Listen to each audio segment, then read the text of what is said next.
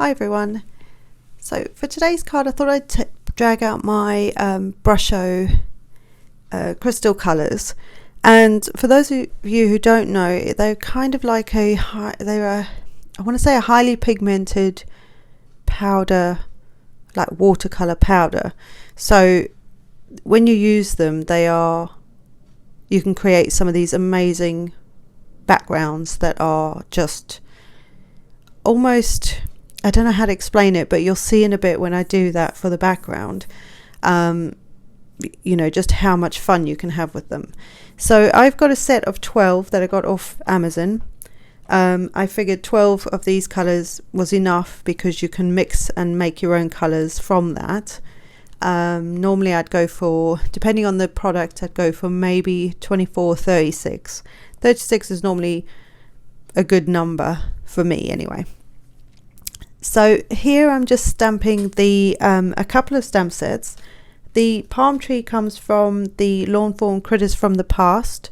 I thought that worked really well with the new or newer Lawn Fawn Rawrsome. So these are like smaller little dinosaurs. They almost look like little baby dinosaurs, but there is actually a mama and a baby in this set as well. So I decided to use this for this card, and it's going to be a reveal wheel card. So you'll see in a bit when I start creating the rest of it how we put that together, and hopefully I can explain it in one piece. So if not, then there is always Lawn Fawn's website that you can, YouTube channel that explains it, how the reveal wheel works. So what I'm doing now is I'm taking this is a clipboard, but you could use anything that you know is not going to warp, and I'm just taping down and making sure that I've taped around the edges where there's still enough space for the die of the reveal wheel die. And so that's what I'm doing at the moment. And what I'm going to do is I'm going to use the Brushos. Now this is obviously, I've not really even used these before, so I'm just picking a few colours that I think would look nice in the background for this particular card. And I think I went with, I can't remember the names of the colours off the top of my head, but there you go. The leaf green, brown, and whatever the other green was, might just be green. Like I say, this is a basic set of 12. So all I'm doing is I put a hole in the top, and then I have sprayed water on the watercolor cardstock. This is Tim Holtz watercolor cardstock, and can you see how it reacts and how it sort of feathers out, I guess is a good way to say it. And I just kept going and going and going. I also used although a paper towel would work better, I used a baby wipe just to mop up some of the excess along the edges, just so that it didn't pull too much.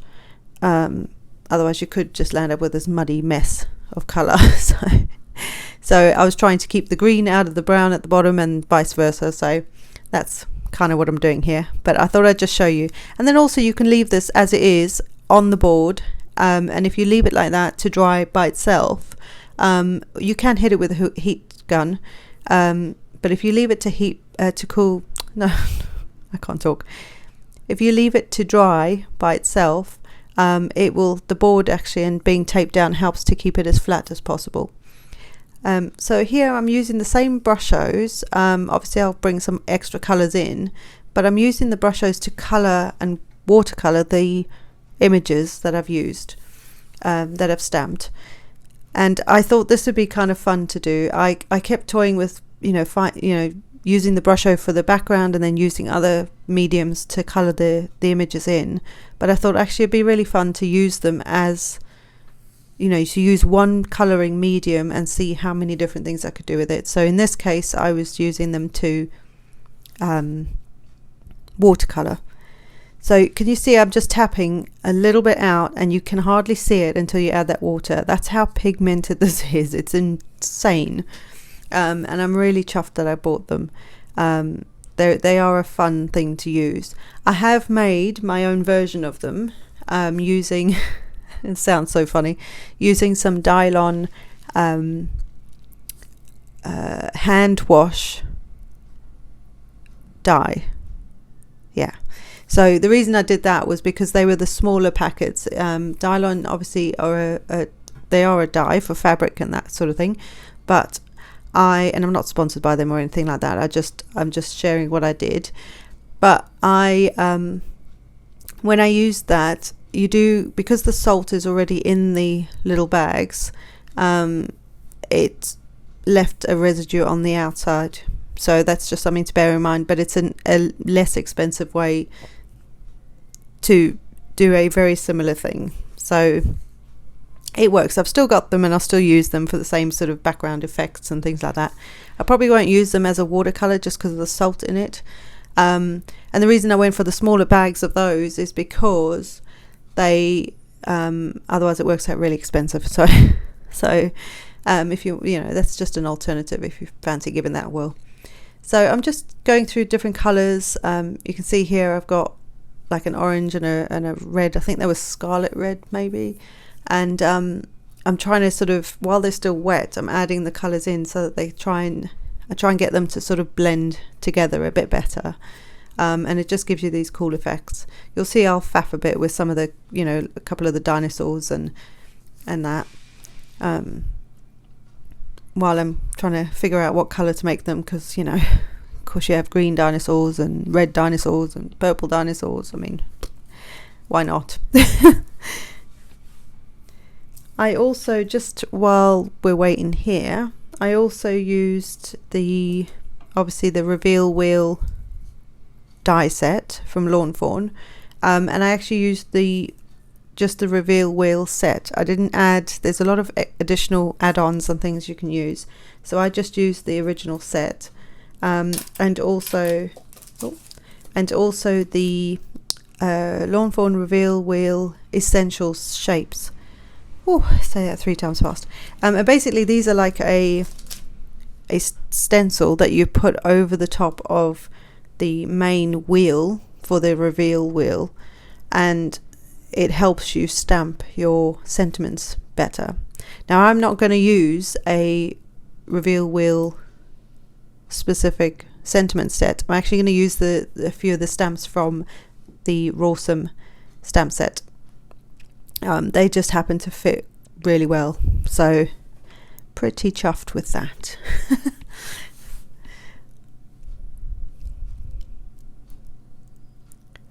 I think I'm nearly done with the colouring. I'm not entirely sure.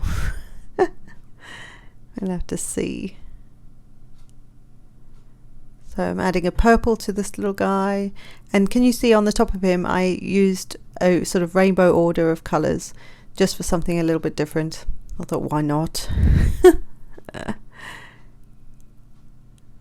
And this has been quite fun to do. I think this is the other thing, is when if you're limited in the products that you have, if you think about different ways that you can use them. So for example, with the Brushos, I've obviously used them to create this cool background, but I'm also using them as watercolors to color in images. So if you had, say, a bunch of stamp pads, and they're water or dye based stamp pads, then you can use them to stamp your sentiments, to stamp your images, to watercolor with them, to create backgrounds with them. If you took the stamp pad and put it, say, face down onto a media mat or something that's like a non-porous surface, you could then spritz some water on it and then sort of swipe your cards through it to create a cool background. So obviously, like, distressing works amazing for things like that, but try your regular dyeings. They would probably work just as well. You know, I think the whole thing with me is trying to experiment with what I have. Don't get me wrong, like most crafters, I want it all, but you can't always do that.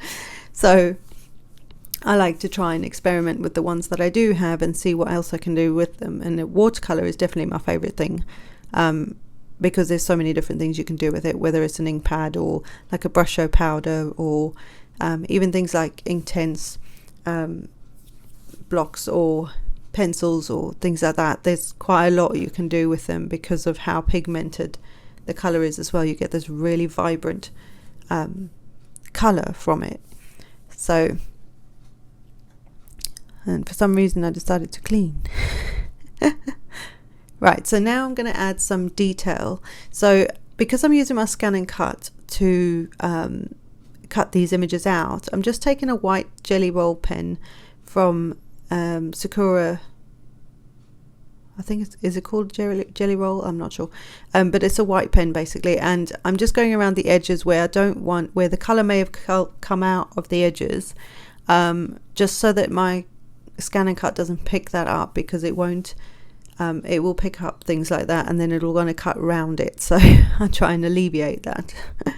And then I'm just adding some detail. I love doing the little dots for their cheeks. I think it's so sweet. And then doing little lines and dots just to add a bit of detail to them. So you can see here there's just a couple of bits where I'm just adding.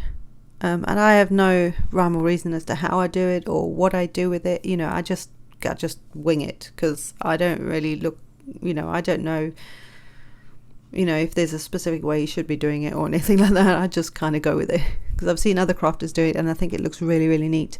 So I just decided that actually this would be kind of cool to do. So I'm just adding a few more details to these guys. This is now after they've dried, just so that you know. So I've left them to dry, and now I'm just sort of going over them just to add a few bits. You could also add some other things like, you know, some of the sparkle pens, or can't think, or glazes, things like that. Just be aware that obviously it is, the Brusho may react because of the moisture. And I also used a black jelly roll pen there, just to a glaze pen, just to actually highlight the eyes. Now what I didn't need to do here is I didn't need to actually have that extra piece there, and I didn't need to cut a hole in the white piece, because you're not going to see it. So yeah, I thought I was being clever there by keeping the sort of where you're going to see the sentiment. I thought I was being clever by keeping that of the there. I'm showing you where I would put it in, but then I realized actually you're not going to see that at all, so I didn't need to do any of that. So yeah, so basically this is the little stencil that will help me line up the sentiments when I'm stamping them in there.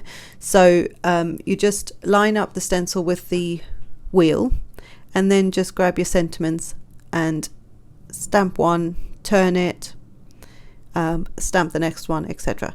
Going back to the front panel, you need two panels, one with the opening in it and one without it. Like I say, I made a boo-boo there. So but using the stencils, first time we've used the stencils, I've had them for quite a while, but the first time I've actually grabbed them and used them, and it's really quite straightforward and easy, and now the sentiments line up beautifully. So now we're going to put this together. So there's another little piece, and I've got a little brad there, so I popped that in at the back. So the little mini wheel, if you like, is on the back of the main one, and I'm just going to put some foam around it, and this is to help raise it up a little bit at the back. So we're then going to take those foam pieces off and line it up. I'm just checking where I'm lining things up, and it's easier than I made it look here, because it's been a while since I've made a reveal wheel, and like I say, using the stencil was even easier. But I realized that actually with the stencil this part becomes so much simpler. So I've just lined up the front, taken the backings off the foam tape. You can see I didn't need to bother with that back thing, and then lined up the front panel and the sentiments with the back panel, and that way when you're basically sticking the wheel onto the back where it needs to be, so it lines up with the front one, and then you'll be able to see the sentiments through the little opening. So I'm putting like a billion foam adhesive on here, and that's fine. So now you're going to watch me take 1,000 of these things off, but it helps to keep a bit of space, because you've obviously raised the the wheel up, so you need all of it to be, you know, level. So that's the idea with all the foam. But yeah, I did put 1,000 pieces on here. So just lining it up, and now it creates this cool reveal wheel. So now every time you turn the wheel, it shows you a little sentiment, and I just think it's a cool. There's the thing at the back. I mean, really, if I'd really thought about it, I would have realized that. But anyway, so I'm just going to stick it to the card panel. The card base is I believe Early Espresso by Stampin' Up, and it is a 4 1/4 by 5.5 inch card, so standard A2 size card.